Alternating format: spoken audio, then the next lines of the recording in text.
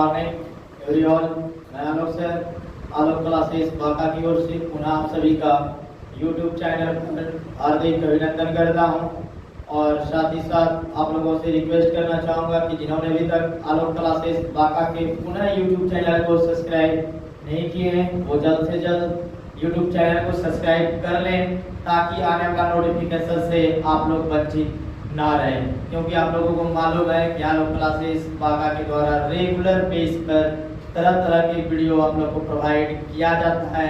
चाहे वो अभी हमारा आपका अग्निपथ से रिलेटेड टीओडी का वीडियो उससे भी दिया जा रहा है, डिबेट जारी किया जाता है, और चाहे math reasoning GK GS current affairs सभी से रिलेटेड वीडियो आप लोगों को प्रोवाइड किया जा रहा है। तो आज हम चर्चा करने आप लोगों के उपस्थित को नरेशन पर अभी टॉपिक चलेगा और नरेशन में आप लोग सीखिएगा एक्सक्लेमेटरी सेंटेंस, जिसको किस प्रकार से बनाया जाता है और सरलता से आप लोग समझने का प्रयास करें ताकि सारे शब्द को मैंने बहुत ही सरल नियम बाय रूल और हिंदी में समझाने का प्रयत्न किया है।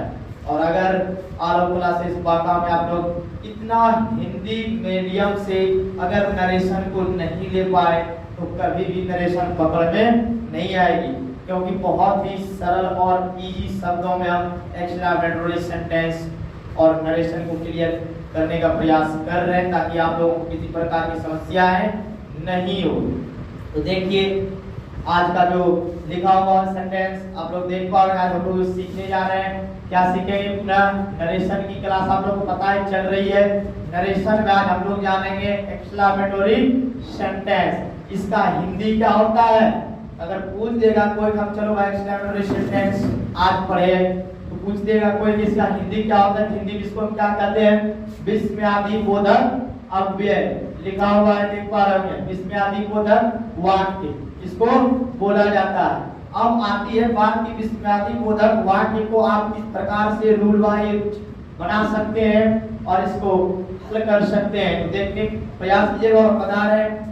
देखिए पहले क्या क्या होता है इसमें। कह रहा है कि अगर कोई वाक्य हर्ष, हर्ष मतलब क्या होता है ना, विषाद, विषाद का मतलब क्या होता है? दुख, है ना, क्रोध, घृणा, आदर्श या प्रशंसा आदि शब्द से शुरू हो तो उसका इनडायरेक्ट स्पीच इस प्रकार बनेगा। मैं इस बात को करना चाहूंगा, ठीक है, सॉरी। देखिएगा कह रहा है कि अगर कोई वाक्य हर्ष, विषाद, क्रोध, घृणा, आदर्श या प्रशंसा आदि शब्द से शुरू हो तो उसका इनडायरेक्ट स्पीच इस प्रकार बनेगा। अब आप लोग को देखना है कि किस प्रकार से हम बनाते हैं, इसको ध्यान पूर्वक देखिए और समझने का प्रयास करें, क्योंकि अब आपका रूल स्टार्ट होगा तो रूल को फॉलो करें, है ना। तो फर्स्ट नियम देखिए दिया हुआ है, क्या कहता है? फर्स्ट रूल को समझना है। क्या करना है? शेम टू के स्थान पर खुशी रहने पर, याद रखिएगा, शेम टू के स्थान पर और क्या रहने पर? खुशी रहने पर क्या लगेगा? एक्सक्लेमेट विद जॉय, इसका प्रयोग करते हैं हम लोग। अगर शेम टू दिया रहे और सेंटेंस में खुशी हर्ष का भाव प्रकट हो तो वहां क्या लगता है?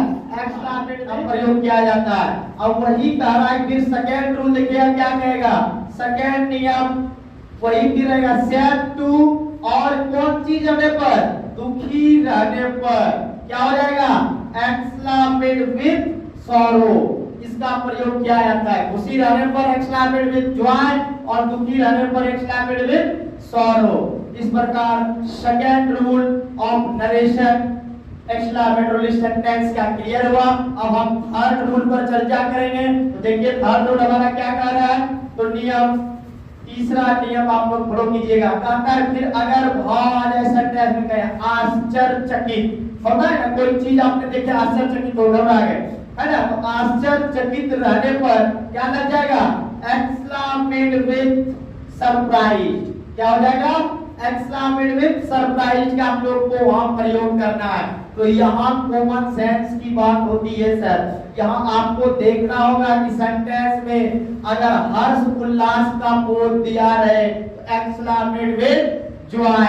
अगर सेंटेंस में दुखी का भाव प्रकट हो तो आपको लगाना एक्सक्लेमेटरी विद sorrow।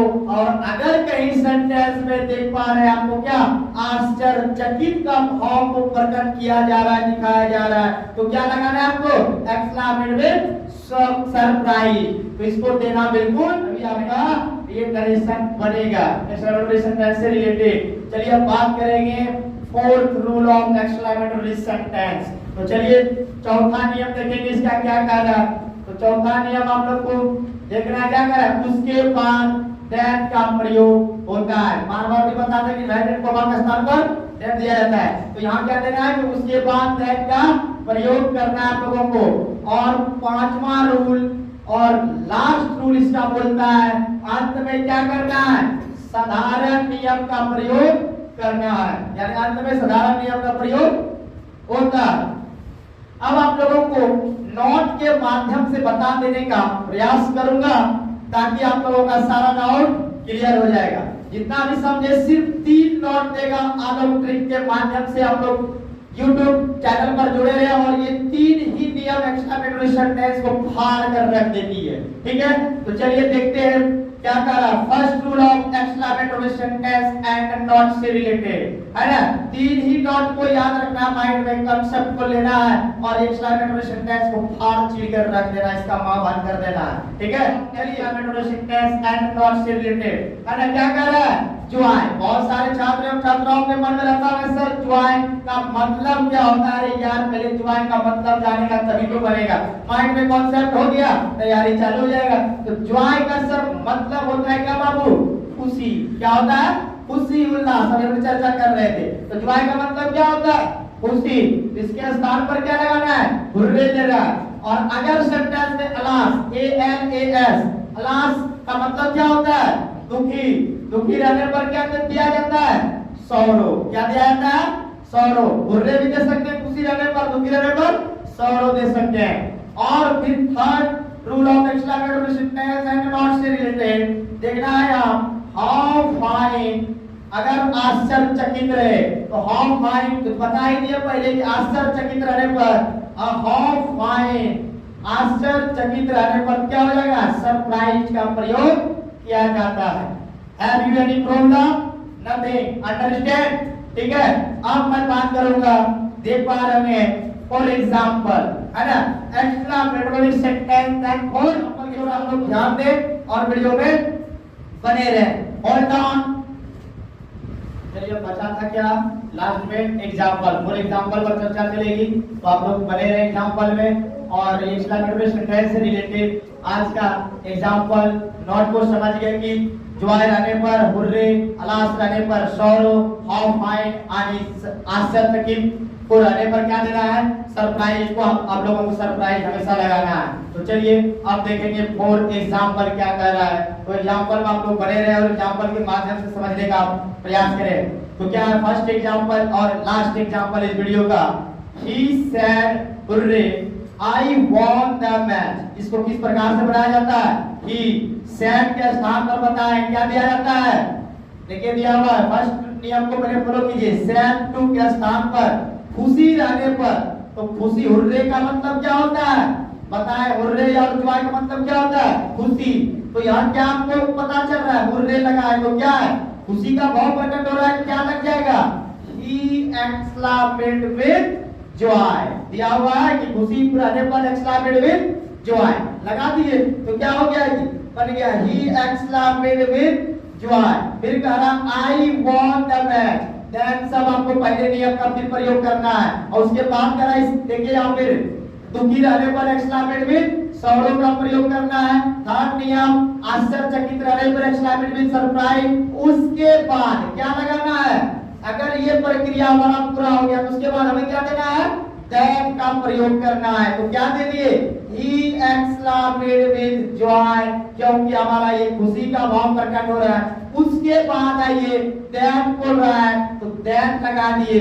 बाकी सब शेष क्या होता है, साधारण नियम का प्रयोग किया जाता है। तो फिर एक्सटेंसिव करना है, he had win the match. इस प्रकार से आपका ये फर्स्ट एग्जाम्पल एंड इस वीडियो का लास्ट एग्जाम्पल समाप्त हुई। तो आज का वीडियो में और नरेशन के एक्सक्लेमेटरी सेंटेंस से रिलेटेड इतना ही। पुनः नेक्स्ट क्लास में नेक्स्ट वीडियो के साथ आप लोगों की सेवा में उपस्थित रहूंगा।